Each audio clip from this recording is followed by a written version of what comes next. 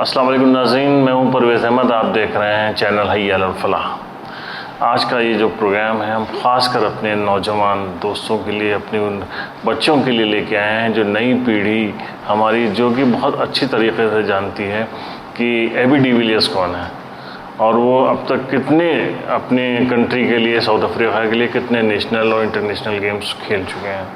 اگر ہم ان سے بات کریں کہ مارک زکربرگ کون ہے تو بہت اچھی طریقے سے جانتے ہیں کہ وہ CEO فاؤنڈر ہیں فیس بک کے، یا ہم ایلن مسک کے بارے میں بتائیں گے تو وہ فوراً بتا دیں گے کہ دنیا کے سب سے ریچسٹ پرسن ہے۔ اگر ہم ان سے کہتے ہیں کہ رونالڈو کون ہے تو وہ بتائیں گے ان کے بہت فیوریٹ فٹ بالر ہیں جو کہ پورٹگل کے انٹرنیشنل فٹ بالر ہیں، اور فوراً وہ بتا دیں گے کہ آپ کو جو ہے ایلن مسک کے بارے میں۔ ایسے تمام نام ہیں جو ہماری پیڑھیاں بہت اچھی طریقے سے جانتی ہیں، لیکن اگر ہم ان سے پوچھیں گے کہ جو ہماری زندگی ہے، خوبصورت زندگی ہے، اس کے بعد آخرت کے بعد ایک اور زندگی ہے، اور وہاں تک پہنچنے کا جو راستہ ہے، یا ہمارے جو اللہ جن کی ہم عبادت کرتے ہیں ان تک پہنچنے کا جو راستہ ہے، جن پیغمبروں نے ہم کو بتایا ہے وہ راستہ وہاں تک پہنچایا ہے، ایک ایشور ہے، ان کے بارے میں اگر ان سے پوچھا جائے کہ کون سا پیغمبر وہ کون سی کنٹری میں آیا، کس طریقے سے انہوں نے تبلیغ کی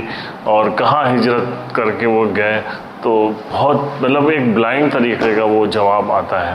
تو ہمارا یہ پورا پروگرام اس پہ ہی بیسڈ ہے۔ ہم آپ کو بتائیں گے کہ اسلام کے جو سب سے پہلے پیغمبر اور حضرت آدم، یا اس دنیا میں آنے والے جو سب سے پہلے انسان ہیں، حضرت آدم اور حضرت حوا، جن کو جو ہے قرآن بھی بتاتا ہے، جن کے بارے میں ہماری چاروں جو کتابیں، آسمانی کتابیں ہیں، ان میں ان کا ذکر ہے، تو اس کے بارے میں ہم آپ سے بتائیں گے۔ اس کے بعد یہ ان کا کیسے یہ آگے کا سفر جاری ہوتا ہے، ان کی جو اولادیں تھیں وہ پوری دنیا میں کس طریقے سے، کتنے 1,24,000 جو پیغمبر آئے ہیں، جن کا قرآن میں 26 پیغمبر کا ذکر ہے، کچھ کی طرف اشارہ کیے گئے ہیں، ان کا نام نہیں ہے، ان سب کے بارے میں ہم آپ سے ہر ایپیسوڈ میں ان کا ذکر کریں گے، بتائیں گے وہ کون سی کنٹری میں پیدا ہوئے اور کس طریقے کا انہوں نے جو ہے تبلیغ کے لیے پریشانیاں اٹھائیں، کس پریشانیوں کا انہوں نے سامنا کیا، اور کس طریقے سے تبلیغ کر کے ہم کو وہ راستہ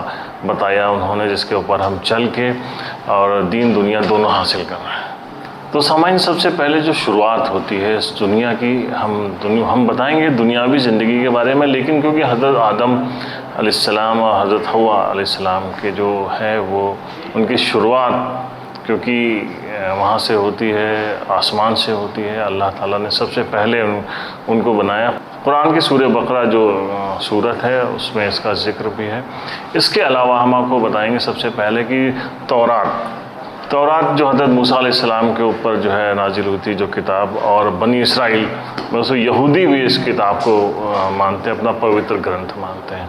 زبور جو حضرت داؤد علیہ السلام کے اوپر جو ہے نازل ہوئی، اس کے بعد انجیل جو ہے وہ جس کو بعد میں بائبل کہا گیا، اور اس میں بھی سب جتنی یہ چاروں آسمانی کتابیں ہیں اس میں اس بات کا ذکر ہے کہ سب سے پہلے حضرت آدم اور حضرت حوا کو ایو اور الگ الگ ناموں سے کہا جاتا ہے، اور وہ سب سے پہلے زمین کے اوپر آئے۔ تو جب ان کی تخلیق ہوئی، ان کو بنانے کے لیے سوچا، تو کہتے ہیں کہ اللہ سبحانہ و تعالیٰ نے سب سے پہلے فرشتوں کو اکٹھا کیا، اور اس کے بعد گوندھی ہوئی مٹی سے ان کو بنایا، 40 سال بعد اس میں روح ڈالی، اور اس کے بعد سب فرشتوں سے اس میں جو ہے جب وہ تیار ہو گیا انسانی شکل، تو آپ کو سجدہ کرنے کے لیے کہا، اور جس میں جو فرشتہ ابلیس تھا اس نے اس سے انکار کیا کہ ہم جو ہے اس سے یہ مٹی سے بنا ہوئے ہیں اور ہم ان سے جو ہے بیٹر ہیں، تو ہم ان کو سجدہ نہیں کر پائیں گے، اور وہ اس کے بعد سے گناہ گاروں میں شامل ہو گیا۔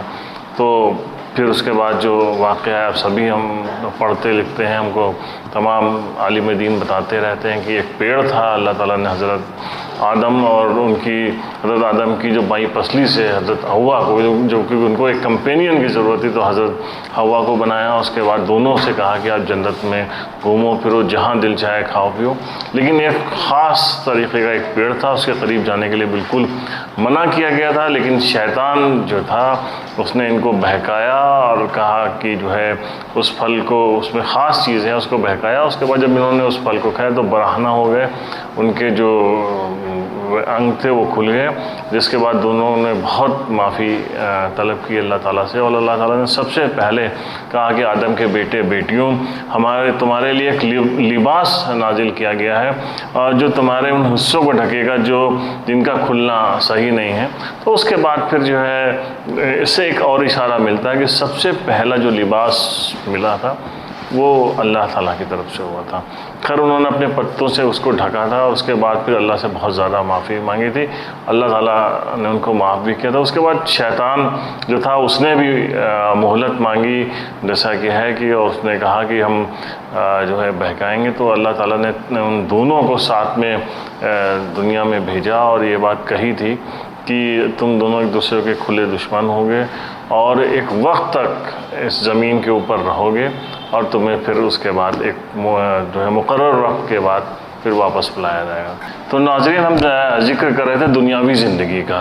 اللہ تعالیٰ نے حضرت آدم علیہ السلام کو ایک سارن دیپ جو ہے وہ کہا جاتا ہے کہ ہند میں وہ جگہ تھی جو اب شری لنکا میں ہے، اور وہاں مفسرین نے بتایا کہ وہاں پر حضرت آدم علیہ السلام کو قدم پڑا تھا سب سے پہلے اس دنیا میں. اور حضرت حوا کو جو ہے وہ جدہ، سعودی عرب کا شہر جدہ ہے، وہاں پہ اتارا گیا تھا.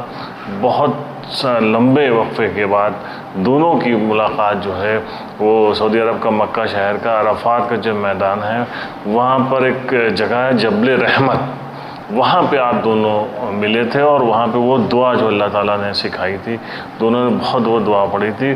تو پہلی دعا وہاں پہ قبول ہوئی تھی. اور جو بھی حاجی وہاں پہ سعودی عرب جاتے ہیں وہ اس جگہ پہ خاص کر جاتے ہیں جو جبل رحمت کی وہ جگہ ہے، اور وہاں پہ دعا کرتے ہیں اللہ تعالیٰ سے، کیونکہ قبولیت دنیا کی سب سے پہلی دعا وہاں پہ قبول ہوئی تھی. آپ دونوں وہاں ملتے ہیں. اس کے بعد آپ سے دو بیٹے ہوئے، ایک کا نام تھا حابیل اور ایک کا نام تھا قابیل. دونوں بھائی تھے، اور اس وقت کی بات ہے دونوں ایک ہی خاتون سے شادی کرنا چاہتے تھے. اور اس بات کو لے کے آپس میں دونوں میں تھوڑا سا وواد ہوا.